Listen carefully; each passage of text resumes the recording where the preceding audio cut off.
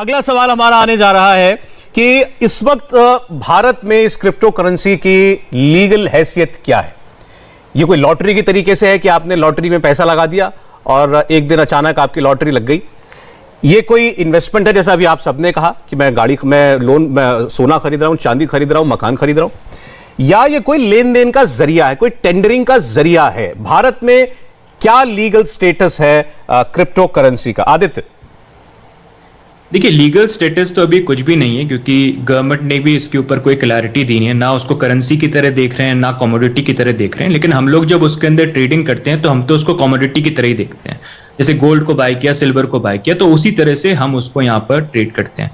And आगे भी देखिए, अभी आने वाले टाइम के अंदर, इनफैक्ट पूरे दुनिया में भी अगर आप देखेंगे तो आप दो साइड देख सकते हैं। जैसे कुछ देशों के अंदर यहाँ पर लोग जो हैं क्रिप्टो करेंसी को डिजिटल गोल्ड मान के उसको बाय कर रहे हैं, बिटकॉइन को स्पेशली। यहाँ पर मैं क्रिप्टो करेंसी की बात कर रहा हूँ तो सिर्फ बिटकॉइन की बात कर रहा हूँ।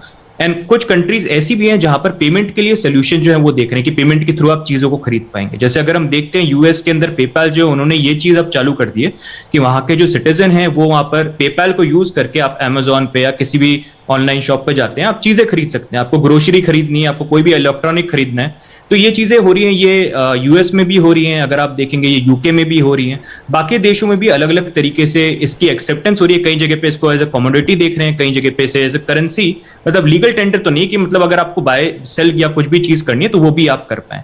लेकिन इंडिया में जितना हम देख रहे हैं, देखिए, हमको कोई चीज बाय या सेल तो हम करते नहीं है। क्रिप्टो करेंसी में जितना हमने देखा है, सब मोस्टली बाय करते हैं या ट्रेड करते हैं। चलिए ठीक है।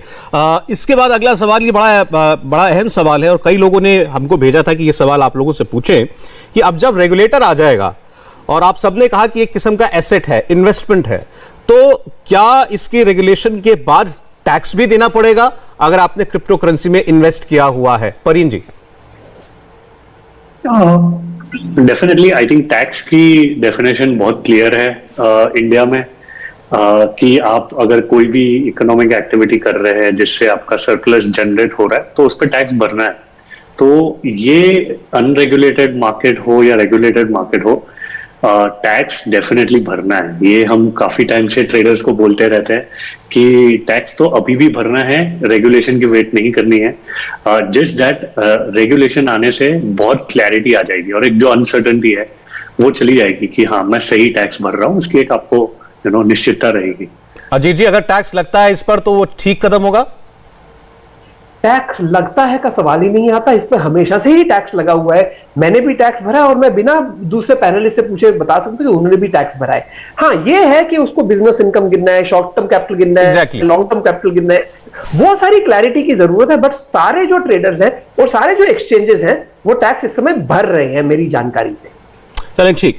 अगला सवाल हमारा है, अब ये जो भारत सरकार कह रही है कि हम एक क्रिप्टो करेंसी लेकर के आएंगे, तो ये कोई सरकारी, जैसे हमारे यहाँ सरकारी नोट का सिस्टम है, वैसी कोई करेंसी होने जा रही है? आप लोगों ने कहा अभी कोई लीगल स्टेटस नहीं है। ये सरकारी क्रिप्टो करेंसी किस शक्ल की हो सकती है, इसकी रूपरेखा कैसी हो सकती है? आदित्य। देखिए, जो आप बात करें सेंट्रल बैंक डिजिटल करेंसी, तो सेंट्रल बैंक डिजिटल करेंसी एक तरफ है, बाकी अगर आप क्रिप्टो एसेट को देखेंगे, बिटकॉइन और बाकी क्रिप्टो एसेट्स, वो एक तरफ है। सेंट्रल बैंक डिजिटल करेंसी जो है, अगर हम देखेंगे इंडिया का हमारा जो पेमेंट सिस्टम है ऑलरेडी बहुत फास्ट और बहुत एडवांस्ड काफी कंट्रीज से बहुत अच्छा है। सेंट्रल बैंक डिजिटल करेंसी जो है, एक जो सोल्यूशन बहुत अच्छा यहाँ पर रहेगा, अगर आप क्रॉस बॉर्डर ट्रांसफर देखते हैं, किसी बाहर देश के अंदर पैसे ट्रांसफर होते हैं, तो आज की डेट में हमारा एग्जिस्टिंग जो बैंकिंग सिस्टम है वो बहुत स्लो है। जहां पर हम ऐसे एक टाइम पे चल रहे हैं जहां पर सेकंड्स के अंदर चीजें होनी चाहिए, वहां पर अगर दिन लग रहे हैं पैसे ट्रांसफर करने में, तो एक बहुत बड़ी प्रॉब्लम यहाँ पर क्रिएट करता है।